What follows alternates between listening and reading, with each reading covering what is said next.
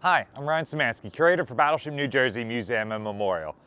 And today we have made the pilgrimage roughly 100 yards from where Battleship New Jersey's in dry dock over there at Philadelphia Ship Repair to Philly Shipyard, which is the home of the Slipways where Battleship New Jersey was built.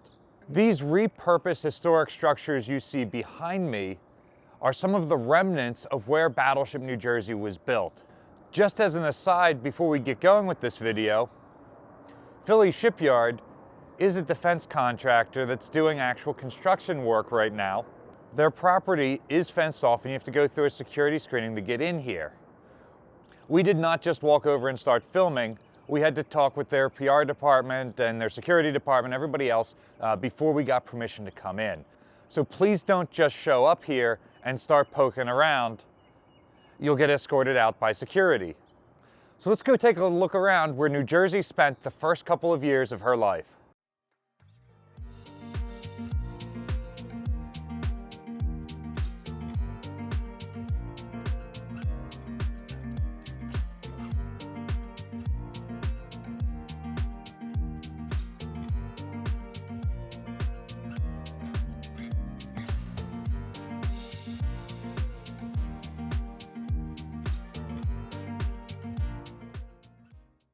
There are two long slipways here, over 900 feet long. This one behind me, I believe, predates the other. It's where Washington was built. She was the 35,000-ton battleship. The South Dakota class were spread out to other yards, but then after Washington's launch, they had to strengthen this slipway to be able to accommodate a 45,000-ton battleship. New Jersey's laid down. Wisconsin is authorized, so on the other side they built another slipway, or lengthened an existing smaller one, I'm not entirely sure on that yet, to be able to accommodate a second Iowa-class battleship. After New Jersey is launched, Illinois is laid down on this slipway. You get a really good sense behind me of the angle of the slipways. This curves down to the river over in that direction. Where you can see a stand of trees that would have been the end of this slipway. The building ways here at the former Philadelphia Navy Yard have an angle of declination of just 9/16 of an inch for every foot. And so you can see it's kind of a gentle slope downwards towards the river. At the time of her launch, New Jersey was the heaviest stern-first launch ship here on the Western Hemisphere. She displaced 36,447 tons as launched.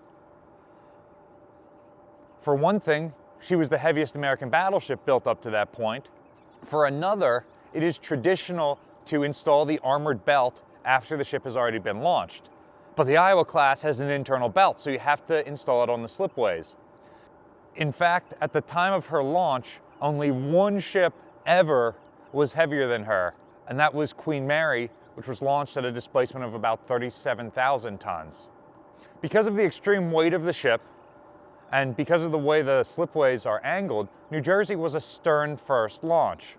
So the stern of the ship would have been down that way towards the river, with the bow up this way, where the slipway has angled up enough to have buildings under it. Because she was a stern-first launch, and because of weight considerations, things like the rudders and propellers were not installed. The ship was going to slide down the ways into the river. Other things like the gun turrets for main, secondary, and anti-aircraft batteries, fire control directors, parts of the superstructure, interior fittings, none of that was on board yet, which is why she's being launched at about 36.5, about 100 tons more than Iowa, which had been launched a couple of months earlier. New Jersey only held the record of the heaviest launched ship in North America for about a year, because when Wisconsin was launched a year to the day after New Jersey, she was about 100 tons heavier still.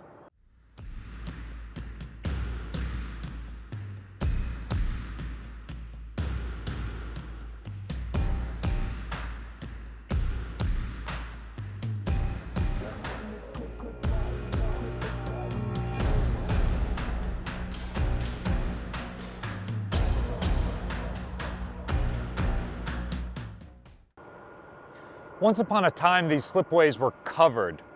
They were not fully enclosed, the sides were open, but there was a huge girder system built up on each side. The slipways are now used as parking lots, with the space in between the angled ways being the driveway getting in here. This end of the ways, you can see, has been smoothed out for additional parking, but the angle of declination should continue all the way down to the river, where that stand of trees marks where a later bulkhead has been added to prevent erosion. There was tremendous concern that a ship this heavy could even be launched stern first. In fact, the Iowa-class battleship's displacements kept growing over the design phase, and because of the end of the international treaty system, they were no longer limited to 45,000 tons. In fact, New Jersey would grow to over 57,000 tons. The last Iowa, Kentucky, was built in a dry dock because it was so difficult to launch ships stern first this way.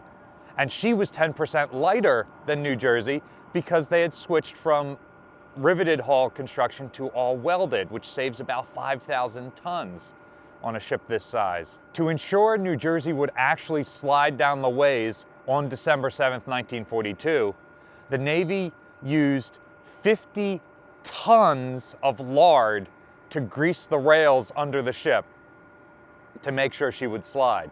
If you were to use your Great Depression era chocolate chip cookie recipe, you could turn 50 tons of lard into 10.5 million chocolate chip cookies. That's one for every soldier the United States enlisted during World War II. And keep in mind, lard was one of the rationed foodstuffs during the war.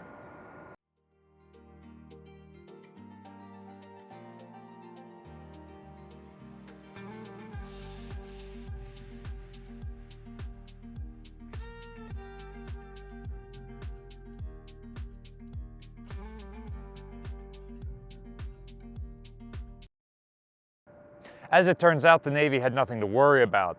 New Jersey not only was launched successfully, they did their job too well. Maybe some of that lard could have been turned into chocolate chip cookies, because she sped down the ways so quickly that the tugboats waiting to receive her could not grab her in time, and she went all the way across the river from here to New Jersey on the other side of the Delaware.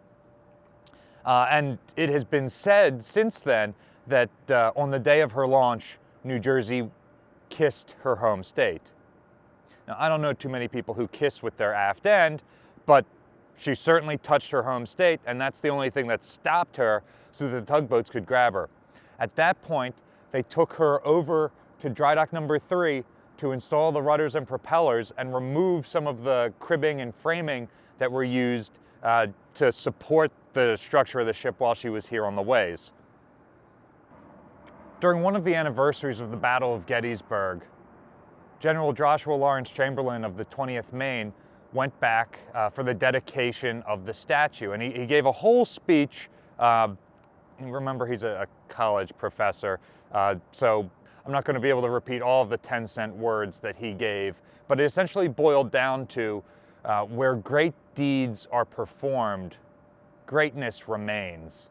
And you definitely have a sense of that in this cathedral of American engineering and ingenuity. Around 50,000 Americans, primarily from the greater Philadelphia-Camden area, many of which from the state of New Jersey rode the ferry across the river to work here at the Philadelphia Navy Yard. A collection of men and women with technical expertise that in some ways is not matched in this country today were able to churn out one of the greatest and longest lived warships in human history in just 32 months. And the world's greatest battleship started her life right there on that slipway. Philly Ship does not still build ships on slipways, and so it's not uncommon for things to be repurposed. Battleship New Jersey is no longer an active warship, but she has been repurposed into a museum and memorial, so she continues to serve her country.